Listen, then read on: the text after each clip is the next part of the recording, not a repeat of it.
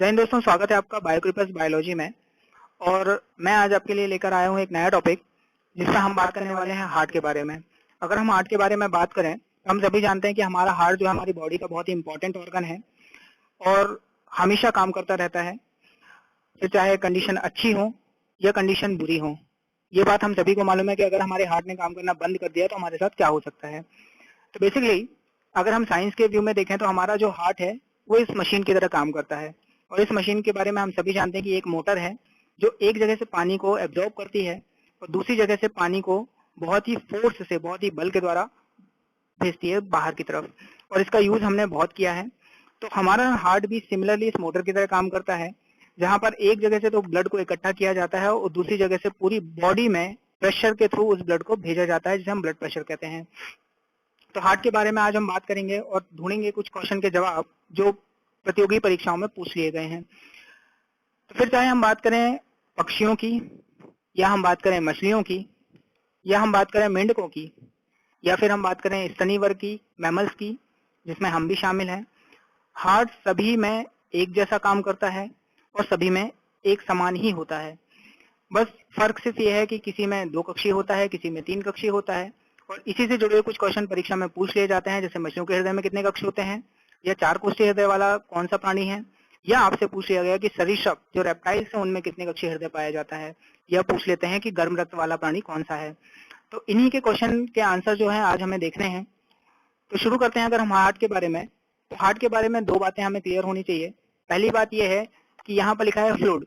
Fluid से मतलब ये है कि पिछले लेक्चर में हमने एक लेक्चर में देखा था कि हमने ब्लड की बात की थी, और ब्लड के बारे में हम सभी जानते हैं कि ब्लड हमारा प्लाज्मा और ब्लड सेल्स में डिवाइडेड है। अगर हम ब्लड सेल्स की बात करें तो ब्लड सेल्स के नाम पे हमें आरबीसी, डब्ल्यूबीसी या प्लेटलेट्स की याद आती है। और प्लाज्मा के बारे में बात करें तो प्लाज्मा के बारे में इंपॉर्टेंट बात रहती है कि प्लाज्मा में एंटीबॉडीज पाई जाती है। तो यहाँ फ्लूइड का मतलब है इस ब्लड से, इस फ्लूइड के माध्यम से, ये फ्लूइड वही है जो वो मोटर पानी खींचती है। सिमिलरली वैसे ही ये फ्लूइड है, इसी के माध्यम से हमारी बॉडी में carbon dioxide, oxygen, nutrient, waste, hormone, vitamin जो भी है हमारी बॉडी में एक जगह से दूसरी जगह भेजे जाते हैं।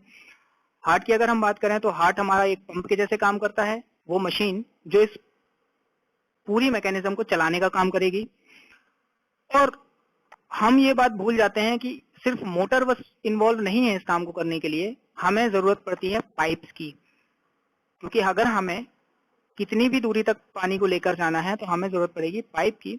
सिमिलरली हमारी बॉडी में जो पाइप का काम करती हैं वो काम करती हैं ब्लड वेसल्स, वाहिकाएं जिन्हें हम कहते हैं। और ब्लड वेसल्स के नाम पे हमारे हार्ट के लिए हमें सिर्फ 2 बातें याद रखनी है। एक होती हैं आर्टरीज जिनको हम कहते हैं धमनियां, और दूसरी होती हैं वेन्स जिन्हें हम कहते हैं शिराएं। तो दोस्तों ये बात हम बचपन से पढ़ते हुए आ रहे हैं कि धमनी और शिराओं में क्या अंतर है। धमनियों की अगर हम बात करें तो धमनियां वो होती हैं जो हृदय से निकलती हैं, और शिराएं वो होती हैं जो हृदय को जाती हैं। ये बात हम बहुत पहले से पढ़ते हुए आ रहे हैं।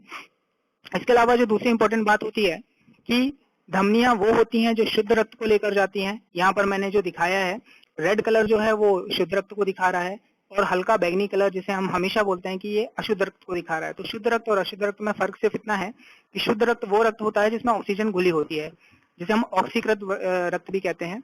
जिसमें ऑक्सीजन नहीं होगी उसे हम विशुद्ध रक्त कहते हैं, या डीऑक्सीजनेटेड ब्लड कहते हैं। तो ये 2 बातें हमें हमेशा से पता है कि धमनी और शिराएं क्या काम करती हैं। पर जैसे कि मैं बात करूं कि एक बहुत बड़ा पाइप है, तो क्या ये बहुत बड़ा पाइप पूरी बॉडी में ब्लड सर्कुलेशन कर लेगा? नहीं, क्योंकि इस पाइप से छोटे छोटे पाइप्स और निकलते हैं। जैसे कि ये महाधमनी है, इस धमनी से छोटी छोटी धमनियां, छोटे छोटे पाइप्स और बढ़ गए, जिनको नाम दिया गया आर्टियोस या धमनिकाएं। और छोटे पाइप में बढ़ने के बाद इन्हें नाम दिया जाता है कैपिलरी या केशिकाएं। केशिकाएं कहते हैं या वाहिकाएं कहते हैं। ये कैपिलरीज, इनके स्तर पर ही ऑक्सीजन का, न्यूट्रिएंट का, गैसों का आदान प्रदान हमारी बॉडी में होता है ऊतकों तक। सिमिलरली ये वेन्यूल्स, शिराएं जो हैं, छोटे छोटे शिराओं में बढ़ जाएंगी और वेन्स के थ्रू ये वापस से हार्ट में चली जाएंगी। तो धमनी और शिराओं के बारे में हम आगे भी बात करेंगे। तो अगर हम सर्कुलेशन सिस्टम की बात करें तो हमें एक नाम याद रखना है, परिसंचरण तंत्र का जनक, जिनका नाम है विलियम हार्वे। विलियम हार्वे वो व्यक्ति थे जिन्होंने इसकी खोज की थी, और इन्होंने ही बताया था कि हार्ट का मैकेनिज्म काम कैसे करता है। तो अगर हम बात करें ओपन सर्कुलेटरी सिस्टम की, ओपन सर्कुलेशन, खुला परिसंचरण तंत्र, बेसिकली हर एक जीव में अलग अलग परिसंचरण तंत्र पाया जाता है। इसी के बेसिस पे हम ब्लड सर्कुलेशन को दो पार्ट में बांटते हैं, एक ओपन एक क्लोज। तो ओपन परिसंचरण तंत्र की अगर हम बात करते हैं तो ओपन सर्कुलेशन इस मैकेनिज्म के जैसे होता है, जैसे कि आप देख रहे हैं कि मान के चलिए इस हार्ट के थ्रू आपकी धमनियों से रक्त निकला और जहां उसे पहुंचाना है वहां पर सिर्फ स्प्रेड कर दिया गया, कोई नलिकाएं नहीं, कुछ नहीं, कुछ एक वाहिकाओं के माध्यम से जहां जहां पर रक्त को पहुंचाने का काम किया गया वहां पर स्प्रेड कर दिया गया, ओपन सर्कुलेशन।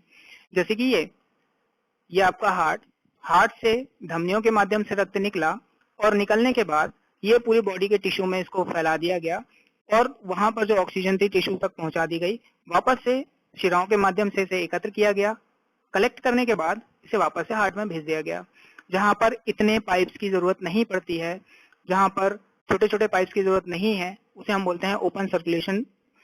अगर हम बात करें ओपन सर्कुलेशन के एग्जाम्पल की, जो कि बहुत इंपॉर्टेंट है, तो एक एग्जाम्पल है ग्रास हॉपर, जिसको हम बोलते हैं इंसेक्ट, कीट। तो याद रखिएगा, कीटों में पाए जाने वाला जो परिसंचरण तंत्र होता है वो होता है खुला परिसंचरण तंत्र, ओपन सर्कुलेशन। कि इसके हार्ट में बहुत सारे चैम्बर्स होते हैं। इन चैम्बर से होता हुआ ब्लड इसके बॉडी के टिश्यू में पहुंचता है और डायरेक्ट इस टिश्यू में छोड़ दिया जाता है, फिर टिश्यू से कलेक्ट करके वापस से हार्ट में जाता है। तो ये कहलाता है खुला परिसंचरण तंत्र या ओपन सर्कुलेटरी सिस्टम।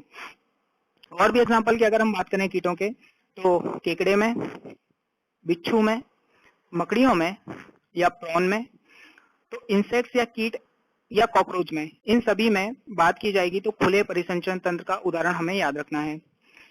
इसके अलावा कुछ ऐसे अकशेरुक और कशेरुक जानवर होते हैं, इनवर्टिब्रेट्स या वर्टिब्रेट्स, जिनमें क्लोज सर्कुलेशन पाया जाता है। क्लोज मतलब बंद।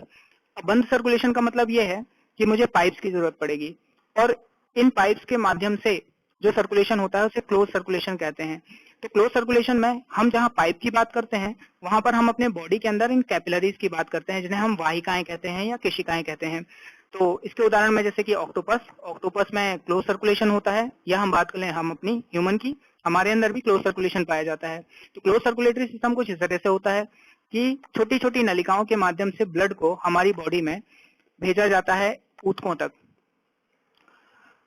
जैसे कि उदाहरण के तौर पर हम बात करें कि ये है हार्ट, और हार्ट से निकला हुआ जो धमनियों से रक्त निकलता है ये है वाहिकाएं या कैपिलरीज। इन कैपिलरीज के माध्यम से टिश्यू तक रक्त को पहुंचाया जाता है और यहाँ से वापस से कलेक्ट करके शिराओं के थ्रू उसे हार्ट में पहुंचा दिया जाता है। तो इसे कहते हैं क्लोज सर्कुलेशन। तो क्लोज सर्कुलेशन के उदाहरण की अगर हम बात करेंगे तो क्लोज सर्कुलेशन पाया जाता है स्नेल में। स्नेल याद रखना है, जो कि एक मोलस्का में आता है। इसके अलावा सबसे इंपॉर्टेंट जो एनिमल है वो है अर्थवर्म, केचुआ। केचुआ में पाया जाने वाला सर्कुलेशन जो होता है वो क्लोज होता है।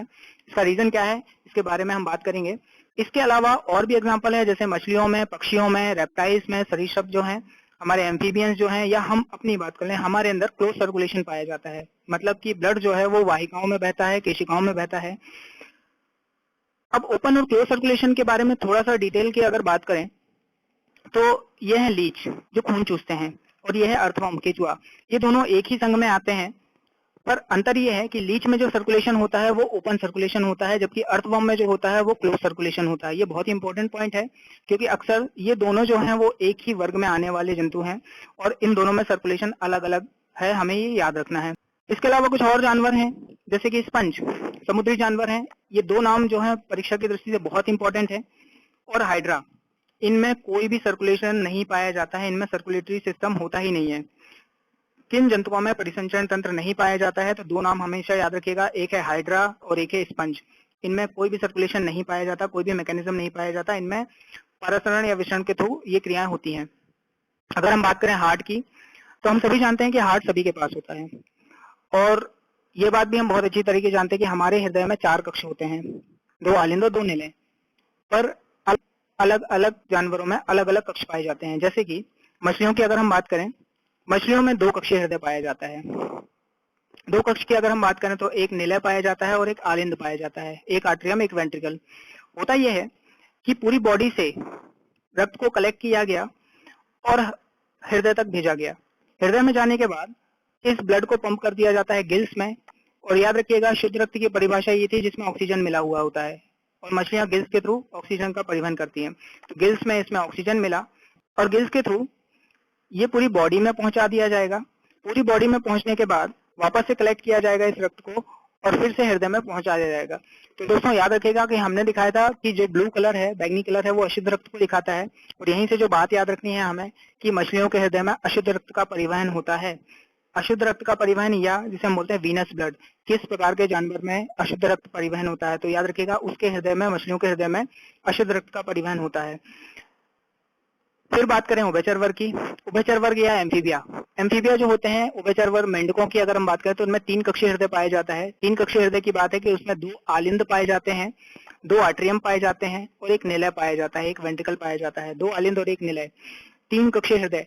अब चूंकि क्या है, मेंढक के बारे में जो इंपॉर्टेंट बात याद रखनी है कि मेंढक में 3 तरह से श्वसन होता है। जब ये छोटे होते हैं तो गिल्स के थ्रू श्वसन करते हैं, बड़े होने के बाद लंग्स, फेफड़े और स्किन के थ्रू भी ये रेस्पिरेशन करते हैं। इसलिए इसमें डायग्राम जो है इस तरीके से दिखाया हुआ है कि इनमें कुटेनियस रेस्पिरेशन भी पाया जाता है, त्वचा के द्वारा भी श्वसन करते हैं। तो याद रखने वाली चीज ये है कि उभयचर वर्ग या मेंढकों में जो हृदय होते हैं वो 3 कक्षीय होते हैं। उभयचर के वर्ग के बाद की अगर हम बात करें सरीसृप वर्ग की, रेप्टाइल्स, सरीसृप में अगर आने वाले प्राणी हैं तो कछुआ हो गया, सांप हो गए, लिजर्ड्स हो गए। तो बेसिकली सरीसृप वर्ग में ये माना जाता है कि 3 कक्षीय हृदय पाया जाता है। मगर अगर आप गौर से देखें तो ये जो मेम्ब्रेन है जो इन कक्षों को डिवाइड कर रही है, ये यहाँ पर आगे खत्म हो जाती है। और इस वजह से हम ये परिभाषा देते हैं कि सरीसृप वर्ग के जो प्राणी होते हैं उनमें इनकम्प्लीट सेप्टम होने की वजह से 3.5 कक्षीय हृदय पाया जाता है। याद रखिएगा 3.5 कक्षीय। तो 3.5 कक्षीय हृदय जो है वो सरीसृप वर्ग के प्राणियों में पाया जाता है, या तो सांप कह लीजिए, या लिजर्ड कह लीजिए, या कछुआ कह लीजिए। पर सरीसृप वर्ग में आने वाला एक इंपॉर्टेंट प्राणी है जिसे हम कहते हैं मगर, क्रोकोडाइल। क्रोकोडाइल एकमात्र ऐसा सरीसृप है, या इसके परिवार की हम बात करें, जिसकी बॉडी में 3.5 कक्षीय हृदय ना होकर 4 कक्षीय हृदय पाया जाता है। तो पूरा 4 कक्षीय हृदय जो है वो क्रोकोडाइल में पाया जाता है, मगर बाकी के जो सरीसृप है उनमें 3.5 कक्षीय हृदय पाया जाता है। आगे अगर हम बात करें स्तनी वर्ग या पक्षी वर्ग की, तो बर्ड्स और मैमल्स, जहाँ पर हम भी आते हैं, जहाँ पर हाथी हो गया, जेब्रा हो गया, सारे एनिमल्स आते हैं। और पक्षियों की अगर हम बात करें तो इनमें कंप्लीट 4 कक्षीय हृदय पाया जाता है। 4 कक्षीय हृदय की बात की जाए तो 2 आलिंद और 2 निलय पाए जाते हैं। इसमें जो याद रखने वाली चीज है कि 4 कक्षीय हृदय पक्षी और स्तनी दोनों वर्ग की विशेषता है।